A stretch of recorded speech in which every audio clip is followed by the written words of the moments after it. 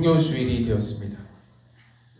예수님께서 드디어 메시아로서, 구원자로서 이제 예루살렘 성에 입성을 하신 겁니다. 예루살렘 성으로 들어가시는 겁니다.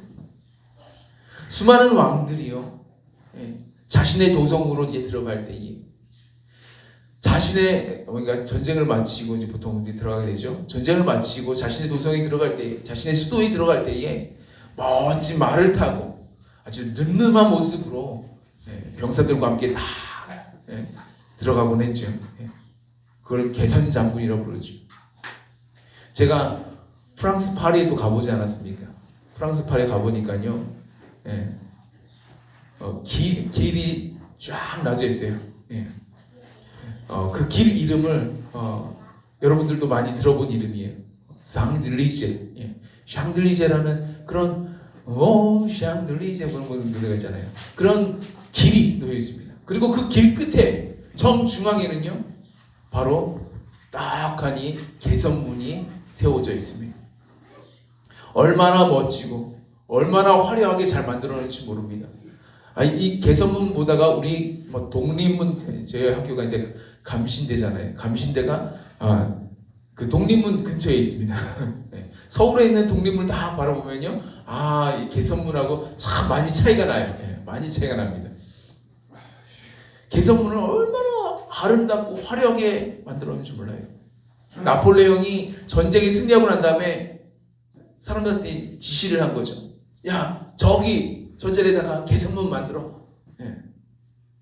그런데 공사가 오래된 바람에 나폴레옹은 죽어서 시신으로 그 개선문을 들어갔다는 일화가 있습니다.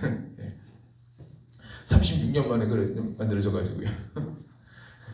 자신의 승리를 기념하면서 아주 당당하고도 아주 멋지게 수도 파리에 입성하고 싶었던 그 마음이 이 나폴레옹 안에 있었던 거예요.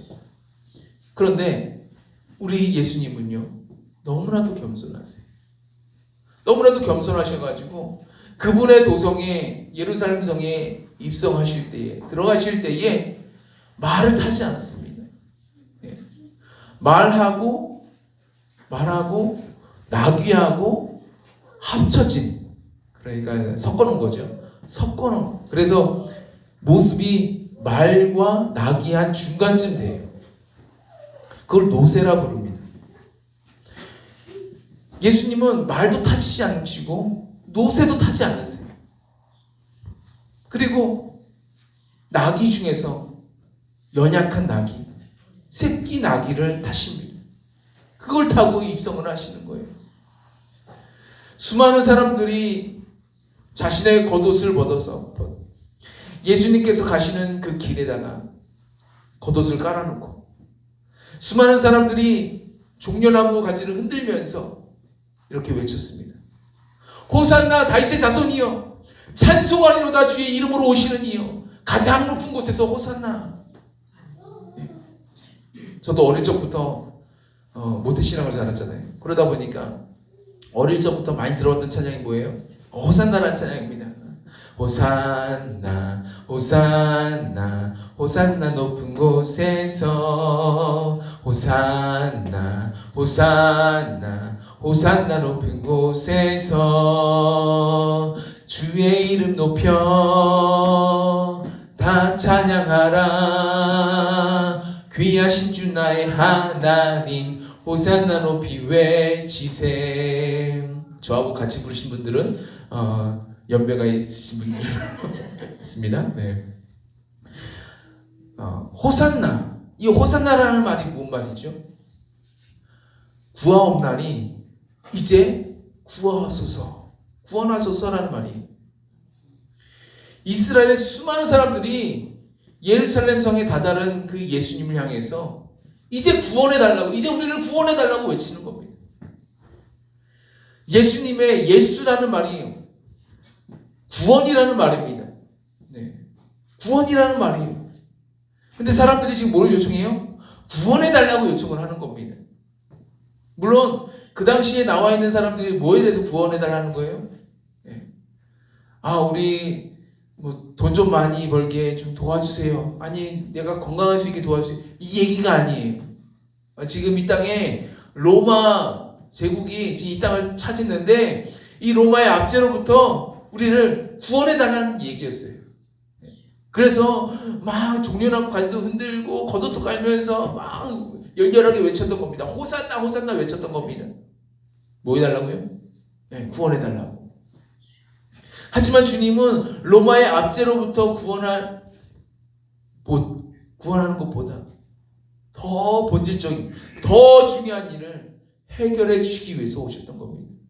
그것은 바로 하나님을 떠난 우리 인간의 문제, 하나님 없이 살아가는 우리 인간의 문제, 하나님을 떠날 수밖에 없는 우리 인간의 죄 문제, 그 죄로 말미암아 우리 가운데 스며든 수많은 고통과 수많은 아픔과 수많은 연약함의 문제들, 주님은 이 모든 문제로부터 우리를 구원하시기 위해 이 땅 가운데 오신 것입니다.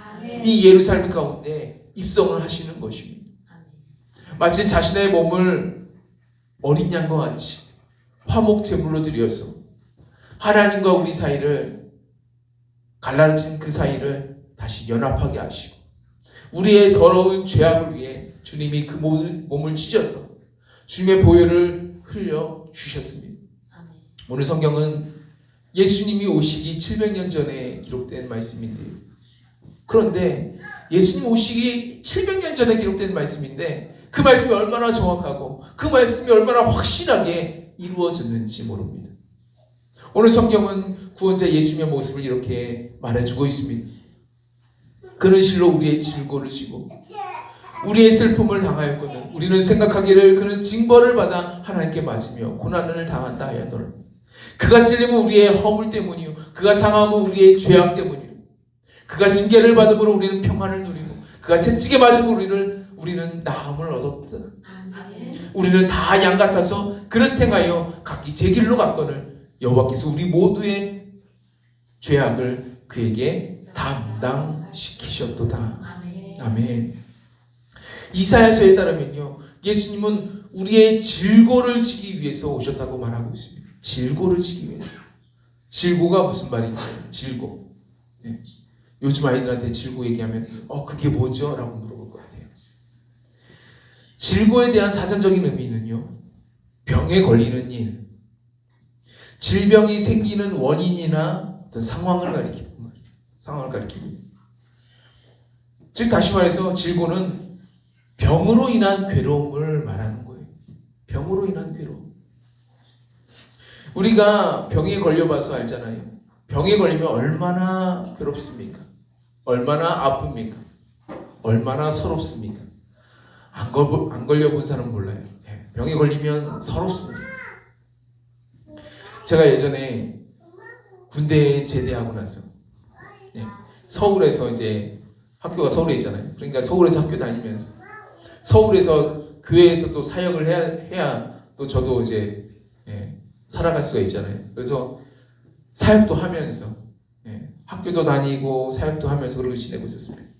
그 당시 부모님은 저기 음성에 내려가 살고 계셨는데 저는 가족들과 떨어져서 살 수밖에 없었습니다. 그래서 혼자 서울에서 이제 생활을 하면서 학교도 다니면서 사역도 하면서 그런데 이제 파트타임으로 사역을 하다 보니까 전도사 파트타임이다 보니까 평일에 시간 되다 보니까 아침과 저녁에는 늘 이제 기도실 가는 거죠. 철야 기도도 종종 하는 거죠. 그런 삶이었습니다. 근데 혼자 지내다가 한 번은 몸살이 걸린 거예요. 누구나 다 쉽게 몸살을 걸리잖아요. 그때도 몸살을 걸렸어요. 근데 제가 그때 당시에는 되게 앓았어요. 심하게 앓았습니다. 그때나 지금이나 몸살이라는 질병은 걸리면 무척 괴롭긴 하지만 약만 먹으면 얼마나 빨리 치료가 되는지 모릅니다. 예나 지금이나 그래요. 괜히 고생할 필요 없이 그냥 약만 먹으면 쉽게 나는 질병이 몸살이에요. 그런데 혼자 살다가 몸살이 찾아온 거예요. 혼자 살다가. 얼마나 아픈지 몸을 가두기가 너무 어려운 거예요. 서울이라서 근처에 약국이 있어요. 근처에 약국이 있습니다. 그런데 거기 나가서 약을 사올 힘이 없는 거예요. 그 정도로 아팠습니다. 전화를 걸어가지고 누구한테 약 좀 사오라고 하고 싶은데 핸드폰이 문제가 생긴 거예요. 전화를 할 수가 없어요. 예. 근처에 친구가 살고 있는데도 불구하고 예. 전화를 할 수가 없어요. 몸살약만 먹으면 쉽게 낫는 질병인데도 불구하고 그 약을 못 먹어서 예. 하루 왼종일 고생을 하다가 몸이 어느 정도 진정이 되고 난 다음에 그 다음에 약국에 가가지고 몸살약을 사다 먹었는데요. 먹자마자 금방 낫더라고요. 네. 그동안 하루 종일 고생한 게 얼마나 속상한지 모릅니다. 내가 왜 고생했지? 저희 약 하나만 있으면 되는 건데. 예. 저는 예전에 그 질고를 겪으면서 우리네 모습이 바로 이와 같다라고 말씀드리고 싶습니다. 질병을 겪게 되면 얼마나 아프고 얼마나 힘듭니까? 그러면 그 질병에 대한 약만 먹으면 나을 수가 있는 건데 그 질병에는 이 약이 정말 확실한데 그런데 그 약을 먹지 못해서 괜한 고생만 하고 있어요. 그래서 저희 집에는요 몸살약을 꼭 갖다 뒀습니다. 네, 몇 가지 약을 꼭 갖다 놔요. 예수님께서 우리의 질고를 지시고 우리의 슬픔, 우리의 그 질고에 대한 괴로움과 아픔과 고통을 담당하시기 위해서 주님이 이 땅에 오셨어요. 예수님께서 우리의 허물을 위해 찔림을 당하시고 우리의 죄악 때문에 상함을 당하셨는데 예수님은 우리의 평화를 위해 징계를 받으시고 우리의 나음을 위해서 채찍에 맞으셨는데 그럼에도 불구하고 여전히 죄 가운데 살고 여전히 고통 가운데 놓여있고 여전히 사단이 주는 결박에 묶여있고 이 질고를 해결하지 못해서 발만 동동거리고 있는 그 모습이 바로 이 시대 바로 우리네 모습이 아닌지 모르겠습니다. 예수님께서 우리를 치료하시기 위해 우리로 그 질고에서 자유케 하시기 위해서 그 모진 고난과 십자가와 채찍질을 당하셨는데 그 보혈의 능력이 지금까지도 여전히 우리 가운데 흐르고 있는데 주님의 사랑과 주님의 긍휼과 주님의 자비는 여전히 우리 앞에 활짝 열려져 있음에도 불구하고 우리는 그 질고에 매여 있고 묶여져 있습니다. 얼마나 안타까운 현실이 아닌지 모르겠습니다. 왜 우리가 안 당해도 될 그 고통을 당하면서 질고로 인한 괴로움과 슬픔을 계속적으로 당해야만 될까요? 우리도 바디메오와 같이 주님 앞에 나아가면 하면 되는데 우리도 수로보니게 여인과 같이 주님 앞에 나와서 구하기만 하면 되는데 주님의 그 사랑과 긍휼과 자비는 아직도 그 문이 활짝 열려져 있습니다. 아멘. 심판의 날이 다가오기 전까지는요 활짝 열려져 있어요. 아멘. 우리가 주님 앞에 나아가 주님 나를 긍휼히 여겨달라고 주님 나를 불쌍히 여겨달라고 호산나를 외치면서 주님 이 고통과 아픔 속에서 나를 구원해달라고 외치기만 하면 되는데요. 이제 우리는 이 치료자 되시는 우리 주님 앞에 나아가야 될 줄로 믿습니다. 아멘. 이 질고에서 이 고통과 괴로움에서 해방되어야 될 줄 믿습니다. 아멘. 주님이 나를 위해 고난을 당하시고 주님이 나를 위해 십자가의 상에서 피를 흘려주셨습니다. 주님이 우리로 이 죄에서 이 질고에서 이 아픔에서 이 상처에서 외로움에서 영육간의 수많은 중독들에서 우리를 자유케 하시기 위해 그 보혈을 흘려주셨습니다. 이제 우리는 그 필요를 가지고 주님 앞에 나아가기만 하면 되는 것입니다. 아멘. 히브리서 기자는 이렇게 말하고 있습니다. 그러므로 우리는 긍휼하심을 받고 때를 따라 돕는 은혜를 얻기 위하여 은혜의 보좌 앞에 담대히 나아갈 것이니라. 아멘. 이 말씀대로 우리는 주님의 한없는 긍휼과 때를 따라 주시는 그 돕는 은혜를 얻기 위해서 은혜의 보좌 앞으로 기도함으로 부르짖음으로 담대히 나아가야 될 줄 믿습니다. 아멘. 주님은 주님의 임재의 산, 이 신의 산에 올라온 이 모세에게 자신을 계시해 주시면서 이렇게 말씀하셨어요. 하나님의 성품이죠. 여호와께서 그의 앞으로 지나시며 반포하시되 여호와로라 여호와로라 자비롭고 은혜롭고 노하기를 더디하고 인자와 진실이 많은 하나님이로라 라고 하나님께서 직접 얘기하셨어요. 주님은 이 말씀과 같이 자비로우신 분이십니다. 은혜로우신 분이세요. 나를 향하여 노하기를 더디하시는 분이십니다. 인자와 진실이 많은 하나님이십니다. 우리가 나아가야 할 분이 바로 이런 분이세요. 찬송 속에서 이런 주님의 성품이 기록되지 않나요? 은혜가 풍성한 하나님은 은혜가 풍성하세요. 그 은혜가 풍성하신 주님 앞에 우리가 나아가야 될 줄 믿습니다. 우리가 기도를 함에 있어서 가장 큰 함정 중에 하나가 무엇이냐면요, 그냥 막연하게 기도하는 겁니다. 하나님 이것도 들으시고 저것도 들으시고 하나님 이것도 역사하시고 저것도 역사하시옵소서 여러 가지 얘기합니다. 막연하게 기도하는 거예요. 아무런 방향도 없어요. 아무런 목적도 없어요. 그냥 뜬구름 잡듯이 그냥 계속 기도하는 거예요.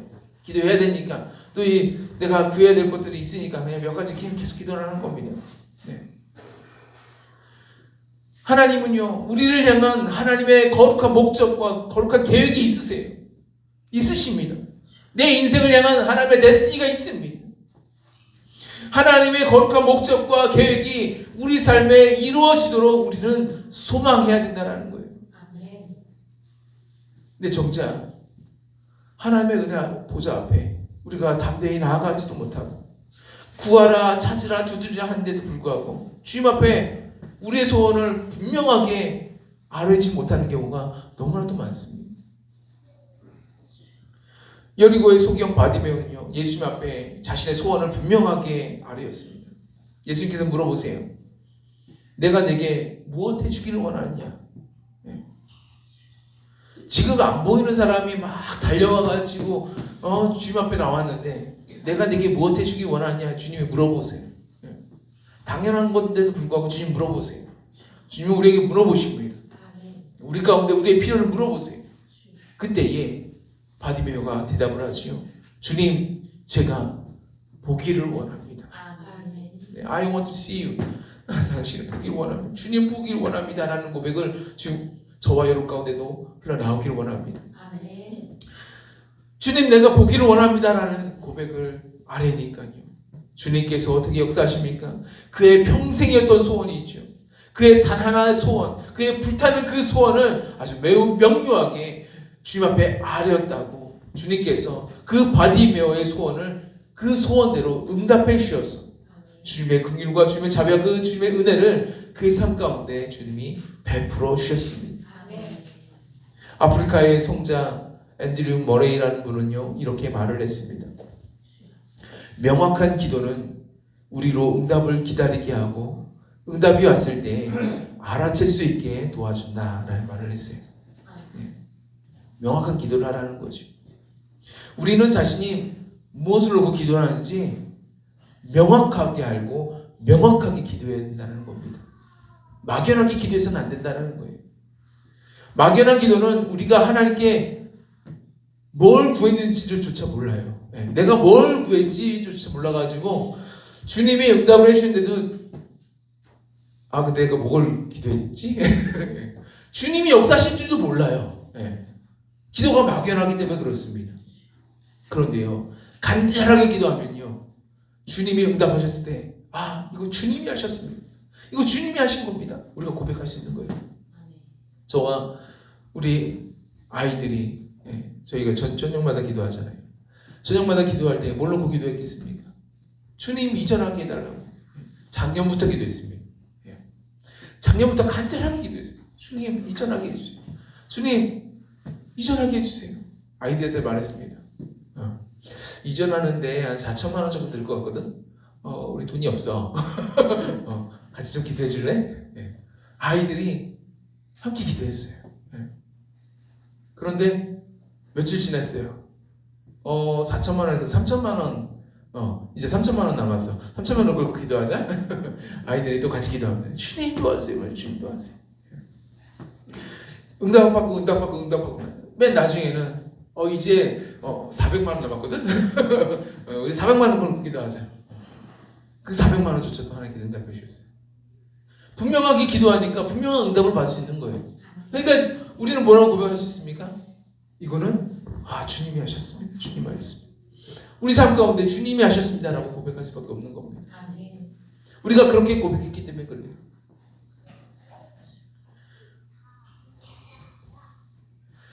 우리가 주님 앞에 이렇게 구체적으로 기도하려면 어떻게 해야 될까요? 우리가 주님 앞에 우리의 원하는 것을 아주 구체적이고 명확하게 표현하기 위해서는요, 우리의 필요가 뭔지를 잘 알아야 됩니다. 우리가 뭘 필요한지. 네. 그런데 내가 뭘 필요한지 나도 솔직히 잘 모르는 때가 많아요. 내가 뭐가 필요하더라? 돈은 늘 필요한 것 같은데 뭐가 필요하더라? 잘 몰라요. 우리가 우리의 필요를 알기 원해서는요, 정말 내 삶 가운데 정말 필요한 것들을 알기 위해서는요, 하나님 앞에서 보내는 시간이 중요한 겁니다. 네. 하나님과 동행하면서 하나님 앞에서 시간을 보내는 거예요. 주님과 시간을 보내다 보면요, 잘 모르겠는데 주님과 함께 시간을 보내다 보면 주님이 내 삶에 필요한 것들을 드러나게 하세요. 막 드러나게 하십니다. 나도 깨닫지 못했던 것들 드러나게 하세요. 그리고 그 기도에 정말 갈급한 마음이 나오게 하세요. 제가 재정만 얘기했지만 재정뿐만이 아닙니다. 영적인 상황도 마찬가지입니다. 육체적인 부분도 마찬가지입니다. 정신적인 부분도 마찬가지입니다. 주님, 제가 이거 오랫동안 제가 이 끊지 못한 죄, 하나님 이거 해결해 주세요. 하나님 해결해 주세요. 하나님 돌보아 주세요. 하나님께서 함께 하나님과 하나님 앞에서 이렇게 시간을 보내다 보면 하나님이 이것을 깨닫게 하세요. 보여주시고 들려주세요. 나도 모르게 간절한 기도가 나옵니다. 맞습니다. 주님, 제가 이것이 필요합니다. 하나님, 이것들을 주님 응답하여 주옵소서. 이렇게 기도하게 된다는 겁니다. 우리 삶에 다양한 필요들이 있어요. 하지만 수없이 많은 기도 제목들이 있지만 그 중에서도 가장 비교할 수 없는 제목들, 주님이 지금 이 시간 꼭 응답해 주셔야 될 그런 부분들, 주님이 정말 내 삶에 주시고자 하시는 그 부분들, 이 부분들을 드러나게 하신다는 겁니다. 아멘. 이것을 놓고 우리가 기도를 해야 된다는 거예요. 분명한 기도, 명확한 기도, 명백한 기도, 불타는 소원으로 올려지는 그 기도, 그 간절한 기도에 주님의 한없는 긍휼과 자비하심으로 말미암아, 그 주님의 은혜로 말미암아 주님의 보좌 앞에서 간절히 기도하는 우리에게 주님의 응답과 주님의 치유하심, 주님의 회복케 하심이 부어진다는 것이죠. 수로보니게 여인은요, 주님 앞에 나아가서 그녀의 불타는 소원을 아뢰었습니다. 근데 심지어 주님께서 뭐라고 하시냐면, 주님이 긍정적인 답변을 안 주세요. 부정적으로 얘기했어요. 수로보니게 여인이 있잖아요. 이스라엘 사람이 아니잖아요. 그러니까 주님이 먼저 자식들에게 떡을 줘야 된다라고 얘기를 하시는 거예요. 그러니까 이 여인이 어떻게 구합니까? 믿음으로 구하는 겁니다. 여자가 이르되 주여 올소이다마는 개들도 제 주인의 상에서 떨어지는 부스러기를 먹나이다. 이렇게 고백을 하는 겁니다. 간절한 거죠. 자기 딸이 지금 어떤 상황이에요? 지금 귀신 들린 상황이에요. 누가 치유할 수 있어요? 다른 어떤 사람도 치유할 수가 없는 거예요. 결국 그녀는 그녀의 간절한 요청으로 말미암아 귀신 들린 딸을 고침받게 되지 않았습니까? 오늘 우리는 주님이 우리 삶 가운데 놀라운 치유하시기를 원하신다는 사실을 알아야 됩니다. 깨달아야 됩니다. 제가 이것을요, 몇 주 전부터 주님이 성령으로 말씀하셔서 제가 이것을 받아가지고 이것을 정리해가지고 여러분에게 설교를 하는 겁니다. 이 시즌에 너희가 구해야 될 것은 주님의 치유하심을 구해라라는 말씀이에요. 제가 예전에 예수님은 올리브 나무와 매우 깊은 연관성이 있다고 말씀드렸었죠. 예수님께서 겟세마네 동산에서 심히 간절히 기도하셨는데요. 겟세마네 동산은 어디입니까? 산에 있죠. 올리브산에 있습니다. 올리브산 맨 아래쪽에 있어요. 그래서 사람들이 올리브산에서 올리브 열매를 따다가 그 올리브 열매들을 가지고 내려와 가지고 이곳 겟세마네 동산에서 올리브 기름을 짰습니다. 기름 짜는 곳이었어요. 주님은 올리브 기름을 짜듯이 땀방울이 핏방울이 되도록 간절하게 기도하셨습니다. 올리브 기름과 같이 주님이 짜내신 땀방울과 핏방울은요, 우리에게 놀라운 은혜와 자비가 부어지도록 역사하셨죠. 주님이 흘리신 그 눈물과 땀방울과 그 보혈은요, 오늘 말씀과 같이 우리를 낳을 수 있도록 우리로 나음을 얻도록 주님이 역사하십니다. 오늘 말씀대로 그가 찔림은 우리의 허물 때문이요, 그가 상함은 우리의 죄악 때문이요, 그가 징계를 받음으로 우리는 평안을 누리고 그가 채찍에 맞음으로 우리는 나음을 받았도다. 아멘. 아멘. 받았습니다. 과거형입니다. 받았습니다. 아멘. 올리브 기름이 치유하는 능력이 있어서 오래전부터 올리브 기름은요, 치료제로 사용해 왔습니다. 주님은 우리 심령에, 우리의 삶에 치료의 기름 부으시고 그 치료의 능력을 우리 가운데 부어주기를 원하세요. 아멘. 이번 부흥의 성인 때는요, 그냥 좋은 말씀 들으러 가야지. 그냥 말씀 재밌게 잘 전하시니까 그냥 말씀 재밌는 말씀 들어야지.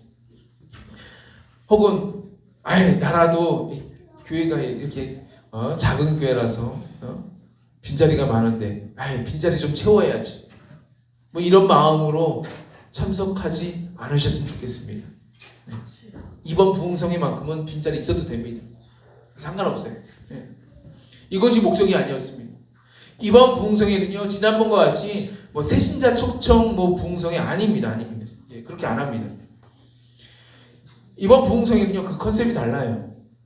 주님의 목적과 계획이 이루어지는 부흥성회예요.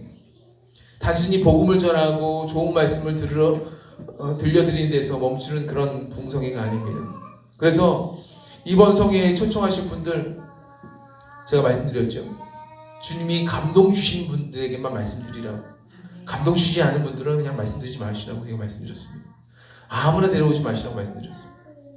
이번 성회에 나오실 때 제가 어떻게 말씀드렸나요? 빈손으로 나오지 말라고 말씀드렸습니다.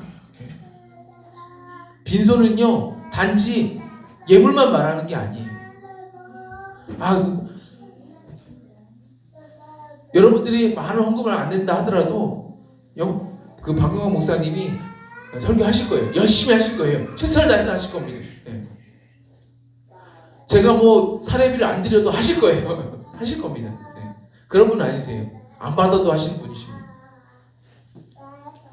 그런데 제가 빈손을 말씀드리는 건요, 예물 때문에 그런 게 아닙니다. 내 마음에 불타는 소원이 없는 것도 빈손입니다. 내 마음 가운데 불타는 소원이 없이 그냥 자리에 떡 앉아있는 게 그 빈손이에요. 빈손. 이번 성행에 주님은요, 내 삶에 치료의 기름 부으심을 허락해 주실 것입니다. 아멘. 오랫동안 알아왔던 나의 아픔들, 내 마음의 상처들, 내 마음의 깊은 한들, 육체적이고 정신적이고 영적인 그런 질병들, 우리가 알게 모르게 눌려와 있던 질병들, 내 마음을 무겁게 짓누르는 것들, 그 무거운 짐들, 끌어내고 싶어도 끌어낼 수가 없었던 영육간의 모든 중독들, 주님은 그 모든 상처와 아픔과 무거운 것들과 질병들과 고통들을 치료하기를 원하세요. 아멘. 그래서 빈손으로 나오지 마시기 바랍니다. 불타는 소원을 꼭 가지고 나오시기 바랍니다. 아멘. 불타는 소원이 있어야 주님이 내 삶에 역사하시고, 주님이 정말 내 기도에 응답하셨구나, 주님이 정말 날 사랑하시는구나, 주님이 내 삶을 인도하시고 계시는구나, 주님이 역사하시는구나 라는 것을 우리가 목도할 수 있다는 겁니다. 아멘.